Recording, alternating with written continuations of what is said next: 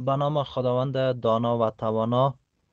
درود بر ناجی بشریت و الگوی انسانیت جناب رسول الله صلی الله علیه و سلم. تاسو ټول ته سلامونه وړاندې کوم. خدای دې وکړي چې روغ او جوړ وسی. باز هم به درس های ریاضیات مجزا خوش آمدید. اوس هم راځو نوې درس ته. به درس جدید میایم. درس جدید ما عملیات بالای تابع ها بود که عملیه جمع و تفریق خلاص کرده بودیم. دی جمع و تفریق عملیه مو خلاص کړی و. عملیه جمع و تفریق خلاص کرده بودیم و عملیه متباقی را کار میکنیم. نور پات عملیه کار کوو.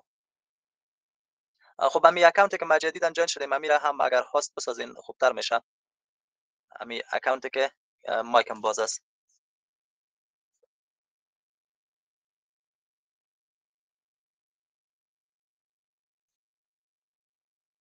خب درس شروع میکنیم و طوری که به همه معلوم است ای در سلسله جلسات ما 15مین جلسه درسی ما هست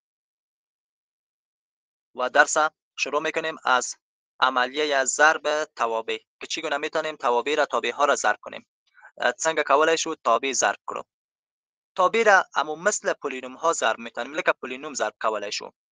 یک چیز که خیلی مهم است، به مثل پولینوم اینها را ضرب میتونیم.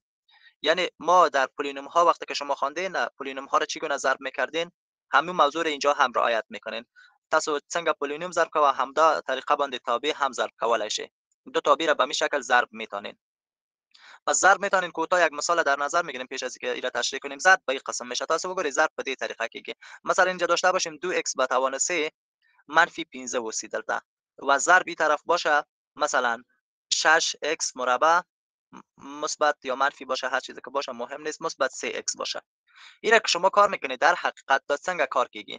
در حقیقت شما اینا به این قسم کار میکنین. اول امی 2x به توان 3 را ضرب کلازی میکنید، یعنی به این قسم پیش میرین. 2x به توان 3 را ضرب این قوس میکنید، دا قوس سره ضرب کوی، با این قوس ضرب میکنین، مکمل دا ضرب کوی. و همچنین اینا که ضرب کردید بعد از اون منفی 5 هم ضرب مکمل امی قوس میکنین. به دې شکل دا ضرب کوی. میشه جدا جدا کار کنین یا مکمل یک بار کار کنین، مشکل نیست. نو تاسو په همدې طریقه دا ضرب کولای شئ. امی تمام حدود حد اوله و حد دوم در نظر میگیریم. دفعه اول حد اوله تابع اوله ضرب تمام حدود تابع دوم میکنیم. بار دیگه حد دوم ضرب تمام حدودش میکنیم. حد سوم، حد چهارم، حد صدم هر چقدر بود کلش به قسم ضرب میشه. پس حالا دا مثال تا گورت څنګه ضرب کیږي. اینا خو گفتم روش همین قسم میشه. حالا اینجا این قسم کار میکنین، دلته د سه کار کوی. خب حالا امی دو را ضرب کنیم کامل. خب یک موضوع دیگر هم در نظر داشته باشین. از ریاضیات گذشته اکثریت شما هم در این مورد معلومات دارین، ټول په حق معلومات لرین. دلته ضریب له ضریب سره ضرب کیږي او علامه له علامه سره، توان د توان سره د متحول د متحول سره ضرب کیږي. ضریب علامه با علامه ضرب میشه، ضریب با ضریب میشه و به می قسم پیش میریم. خب موضوعی که اینجا خیلی مهمه شما از گذشته ها میدانید. د تیر درسونه نوای اول یک موضوع اگر اینی را تشریح کنیم بهتر میشه. شما اگر داشته باشین به این قسم 4x به توان 3 مثبت 5 اینی را دغه ته ضریب وایي، اینی را ضریب میگه و دغه ته متحول وایي و دغه ته ثابت وایي. این اجزا را باید بشناسین: ضریب، متحول و ثابت. پس ضریب چیزی است که با متحول در حال ضرب می باشد، ثابت قیمت مشخص ندارد، قیمتش نامعلومه، و متحول قیمتش نامعلومه ولی ثابت قیمتش مشخص و معین است. نو دلته د ضرب نه کار اخلو، دسی ضرب کوو، به این قسم ضربش میکنیم. راځو ضرب ته به بسیار آسانی ضرب میشه. اول می دو را ضرب، علامش مثبت، مثبت ضرب مثبت کیږي، مثبت 2 ضرب شپږ 2 ضرب 6 میکنین 12 میشه. x به توان 3 به توان 4 به اساس قوانین توان اگر داشته باشین x به توان 3 ضرب x مربع داشته باشین، این مساوی میشه به x خودش اینی دو تا جمع میشه، 3 جمع 2 میشه. قاعده ها مساوی است، توان ها جمع میشه که x به توان 5 میشه. 12 x به توان 5 ایش ضرب کردیم. حالا میایم در عدد دوم، دویم عدد تایروزو عدد دوم هم میایم. عدد دوم چند است؟ مثبت ضرب مثبت مثبت کیږي، 2 ضرب 3 شپږ کیږي، 2 ضرب 3 6 میشه و x به توان 3 ضرب x به توان 1 x به توان 4 میشه. x به توان 4 کیږي. دو حد اول خلاص شد. اوس دویم حد ترازو به حد دوم میایم. حد دوم چی کار میکنیم؟ منفی 5 ضرب تمام حدود قوس دوم میکنیم. منفی ضرب مثبت کیږي، منفی 5 ضرب 6 میشه 30 x مربع هم خودش منفی ضرب مثبت میشه منفی 5 ضرب 3 15 15 است x. حالا حدود مشابه اگه داشتیم جمع و تفریق میکنیم، اگه نداشتیم همین جوابه. اوس ګوریم مشابه حدونه نه لرو، حدود مشابه ده یا نداریم و اینها دیگر جمع و تفریق شده نمیتونه. مشابه حدونه دلته نشته، طول غیر مشابه دی جمع و تفریق نکیگی. مشابه کدام حد میگه که متحول و توان متحولش با هم مساوی باشه، اینا مشابه میگه. ولی اگه متحول یا توانش یا هر دوش فرق داشت، این باز غیر مشابه میشه.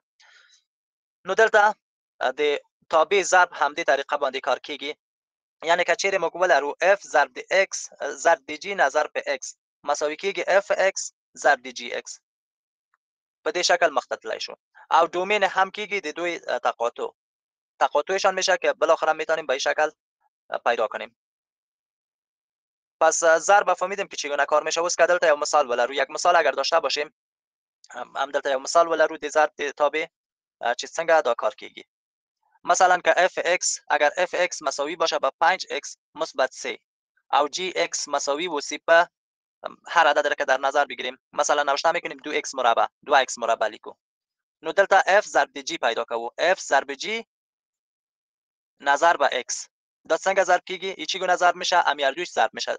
دا مساوی کیږي f(x) ضرب د gx به این قسم. حالا بالاخره f ضرب g نظر به x مساوی کیږي. دلته د f قیمت هم لیکو، د g قیمت هم لیکو.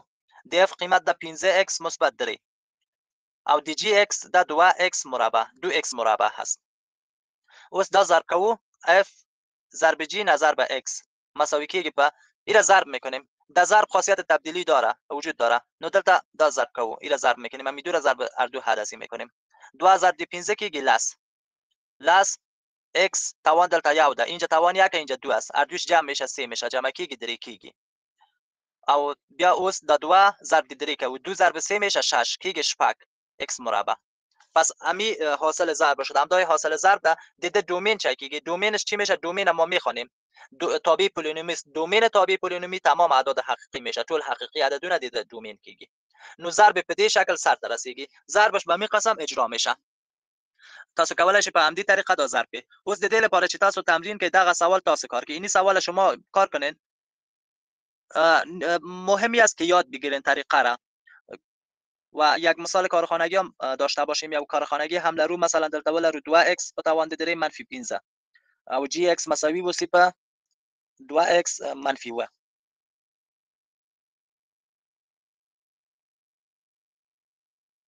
دغه تاسو کار کې ایره شما کار کنید f ضرب g نظر به x پیدا کنید. دا څه شکلی که دا تاسو پیدا کنید، این را شما پیدا کنید، کار کنید و میتونید به بسیار آسانی یاد بگیرید. و همچنان موضوعی که از ریاضی یک مضمون مهم و اساسی در تمام رشته ها می باشه.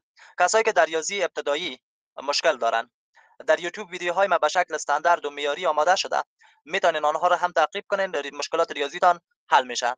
چون او به شکل آماده شده که کسی هم ریاضی را یاد نداشته باشه میتونه به بسیار آسانی از او ویدیوها یادش بگیره. شما یک بار اگر یک ویدیوش ببینید باز میتونین یادگیری براتون خیلی آسان میشه.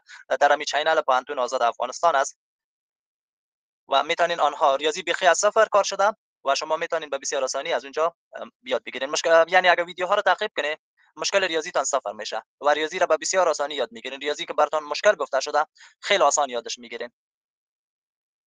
پس ضرب یاد گرفتیم. ضرب مگزده کرد. یا بل مثال هم کار کو، یک مثال دیگر هم کار میکنیم تا بیشتر بدانین، چون بعضی همصنفی هایتان در ریاضی که مشکلشان بیشتره، یک دو مثال بیشتر کار میکنیم.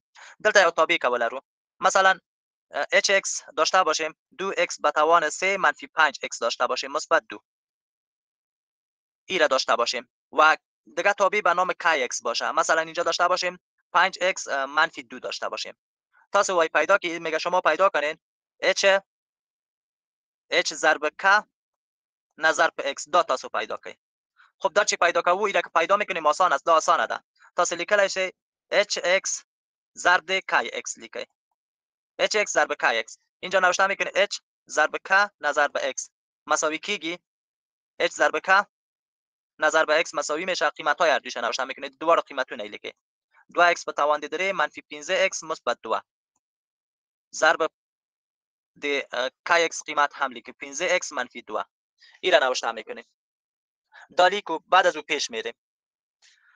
اوس دا راسته خو خپلای همین طرف چیز کس میشه نوشتش کنیم یا نکنیم، این طرف خودش هر شی سیده خپلای، ولی این طرف دیگر ضرب میکنیم، دا خو ضرب کوو.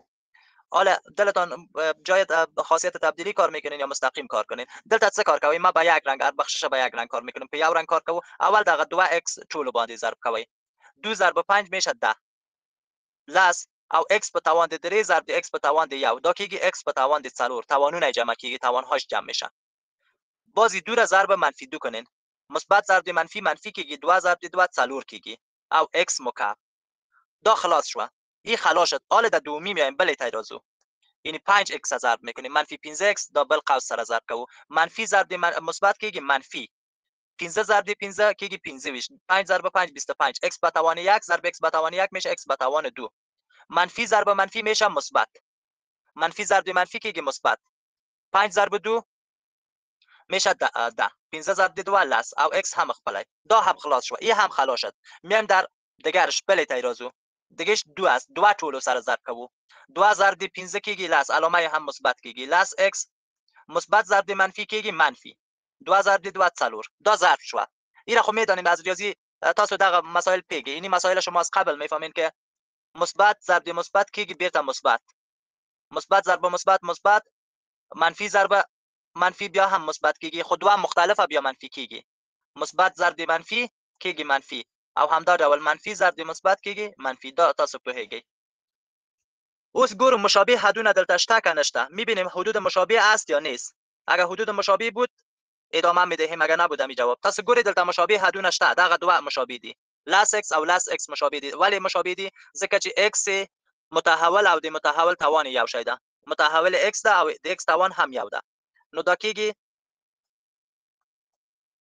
لاس x په توان د 4 منفي 4x په توان د 3 منفي د 25x مربع هم خپلای مثبت، دغه دواړه لاس جمع کیږي، هر دوی دا جمع میشه 20x منفي 4. بالاخره می حاصل ضرب شد، د ضرب حاصل شو. کچیر د دومین پښتنه وشي تاسو دومین وای ټول حقیقي عددونه، ولی ځکه چې پولینومی تابع ده.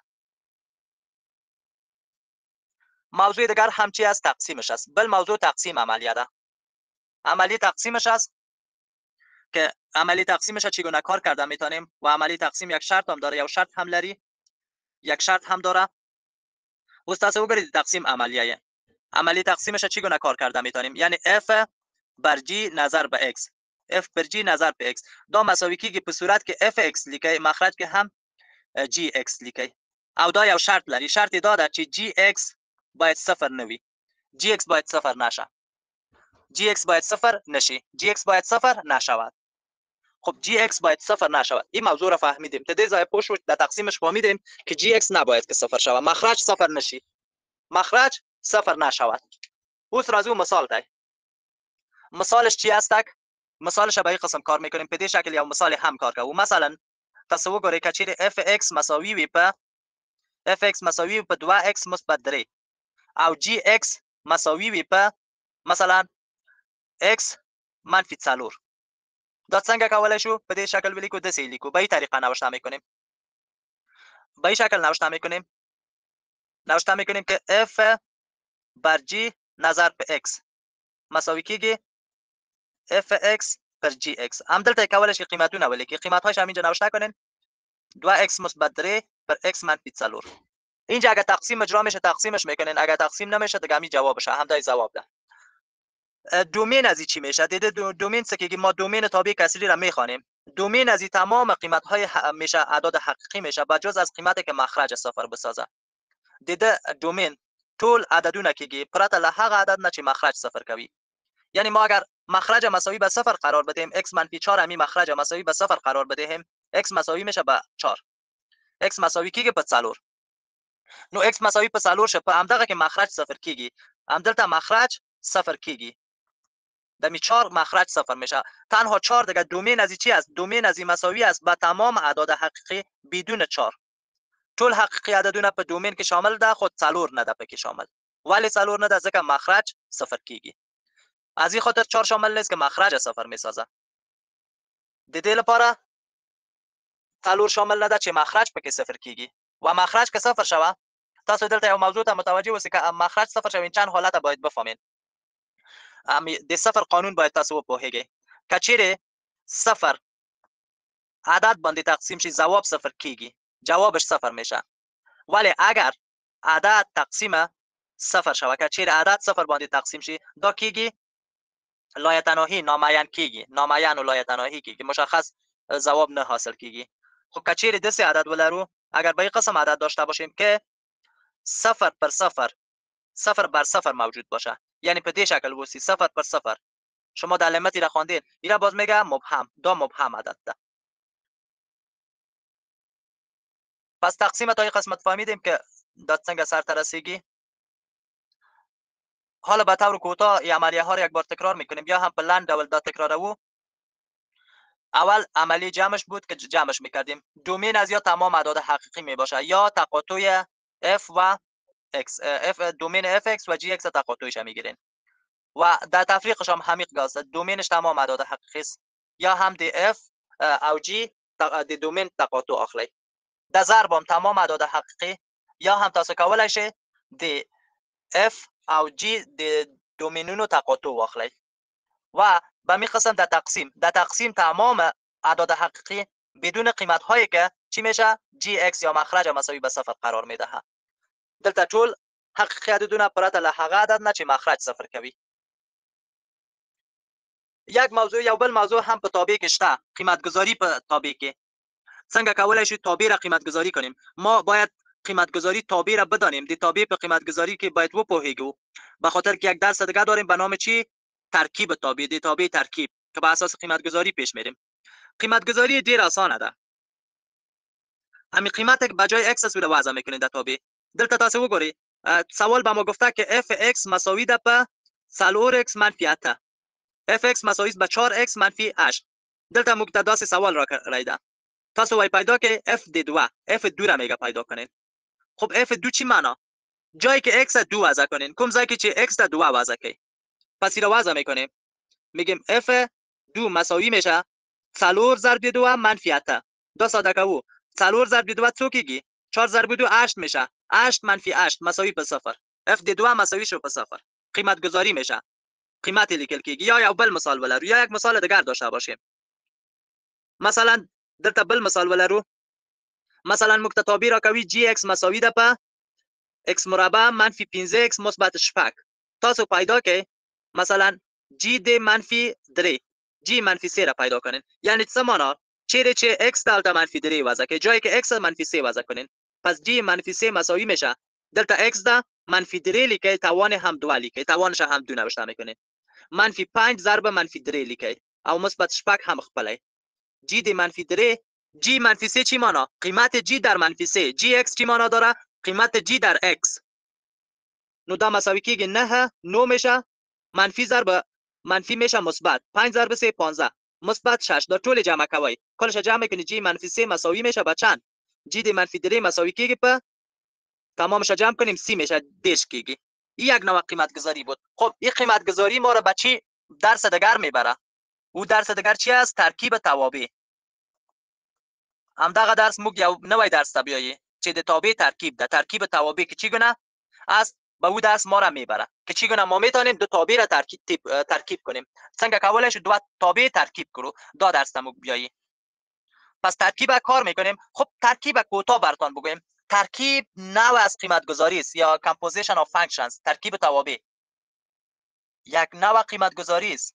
خب یک نوع قیمت گذاری است. حالا در این اسلاید ما پیش از اینکه را تشریح کنیم در اینجا براتون کوتاه تشریح میکنیم. سعی کنین ترکیب وقتی که میگه ترکیب نوع از قیمت گذاری میشه، موضوع ترکیب است اینجا. ترکیب به این معنا مثلا دو تابع براتون میته، دو تابع در کوی تاسته، یا fx در کوی یا gx. براتون این قسم نوشته میکنه مثلا f gx، این قسم میگه نوشته میشه. دا طریقه باندې لیکل کیږي. دا څه معنا لري؟ د این معنا داره، خیلی کوتاه معنایش بگویم. همین ترکیب همین شکل که میبینین، این تابع ازی باشه، دقت کنین، تابع ازی باشه، از اولی قیمت ازی باشه، یعنی در تابع f قیمت gx را وضع میکنیم. هم دغه څه معنا لري؟ همین معنایش تر است. در تابع f، در تابع fx، په fx تابع کې در تابع fx معنای از این قسم است. در تابع fx با عوض x قیمت gx را وضع میکنیم. دا سه معنا لري. دا داسې معنا لري چې د fx په تابع کې د x په جای د gx تابع قیمت لیکو. هر چیزی که gx باشه او کلش دی وضع میکنیم. gx هر شی چې وسی هغه ټولی پکې لیکو. هر چیزی که باشه او تمامش نوشته میکنیم. کوم شی چې پکې شته ټولی پکې لیکو. یعنی څه معنا؟ یعنی این به این معنا خب مفهوم ابتداییش فهمیدین. لن مفهوم باندې تاسو پوه شوي که تابع از اولی گرفته میشه قیمت از دوم از داخل قوس چیزی که از قیمت از این دی وضع میشه. نو معنای هم داده چې دلتا f دی gx یعنی د f تابع قیمت به gx کې قیمت تابع f در gx یعنی در تابع fx به عوض x gx را وضع میکنیم. یعنی د fx په تابع کې د gx قیمت لیکو. اوس یو مثال هم پکې کار کوو. یک مثال هم د کار میکنیم. خب اینی سوال خاص درس گذشته سره کار نداریم. دغه سوال د تیر درس ده د سره کار نه لرو. اینی سوال کار نداریم. حالا سوال از درس جدید کار میکنیم. د نوې درس یا سوال کار کوو. یو لاند سوال کار کوو دسه مثلا fx امو مفهوم همین درس بفهمیم تا مسائل پیچیده‌ترش هم بیان کنیم. مثلا دلتا وسی 2x مربع مثبت 15x منفی و او gx مثلا وسی gx مثلا باشه فکر کنید 2x باشه 2x وسی یا 2x به توان د 3 وسی 2x به توان 3. حالا به ما میگم محتوای دا پیدا کی. مثلا f gx پیدا کی. f gx هم میگه به ما پیدا کنین. خب آسانه ډیر آسانه ده. تا اول د fx تابع لیکي. تابع fx نوشته میکنین به این قسم fx مساوی کیږي په 2x په توان د 2 مثبت 15x منفی و. دلته تاسو څه کار کوئ؟ اوس پیدا کوئ جای که x از gx وضع کنین. کوم ځای کې چې x د gx وضع کړئ. یعنی f gx مساوی کیږي په دلته 2 ضرب gx مربع دا لیکئ مثبت 15 ضرب gx او منفی و خپلای. این را نوشته کردیم. اوس دلته لیکو f نوشته کردم میتونیم f او g دلته f او g هم لیکلای شو په د په ځای 2 ضرب gx قیمت څو ده؟ د دې gx قیمت څو ده؟ 2x په توان د 3 ده. 2x به توان 3 کل به توان 2 مثبت 15 ضرب gx قیمت gx چند ده؟ 2x به توان 3 است منفی و هم دغه ساده کوو. همین را ساده میکنیم جواب حاصل میشود. اوس دلته بل اسکرین کې دلته ساده کوو. اینجا را ساده میکنیم. دلته ساده کوو سعی کنین. میگیم f او g مساوی کیږي په دلته دا ساده کی. این را ساده میکنیم. این اسکرین هم کم بزرگ کنم که صحیح تا آخر ما بتونیم این را نوشته کنیم. اوس لیکو.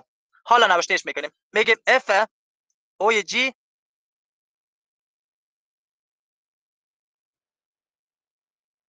f او g نظر به x مساوی کیږي. دلته تاسو وګورئ 2 خپلای 2 خودش یعنی توان اول ساده کنین. توان 2 است کیږي 4 دا کیږي 4 x به توان اینی توان ضرب میشه 3 ضرب 2 6 میشه 3 ضرب 2 8 کیږي.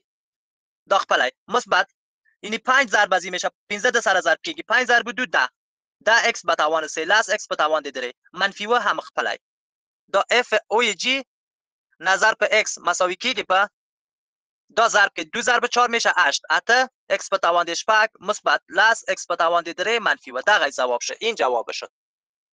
این جواب شد که به همین قسم کار میشه. یک سوال به شما میتیم. در این بحث مکمل کار ما خلاص نیست. درس ما در مانده از موږ دست پاتې ده که حالا مفهوم ابتداییش از فهمیدیم که یک نوع از قیمت گذاری است. اوس دغه سوال د تاسو کورنۍ دنده ده. این سوال کارخانگی تان است. مثلا داشته باشیم f(x) داشته باشیم 2x به توان 2 منفی 3x مثبت 8 او gx ولرو و gx داشته باشیم فکر کنید gx داشته باشیم مثلا 2x منفی 1 ولرو. تاسو پیدا کړئ f gx پیدا کړئ. دا څه شی کېږي. اینی را شما کار کنید. دغه تاسو کار کړئ.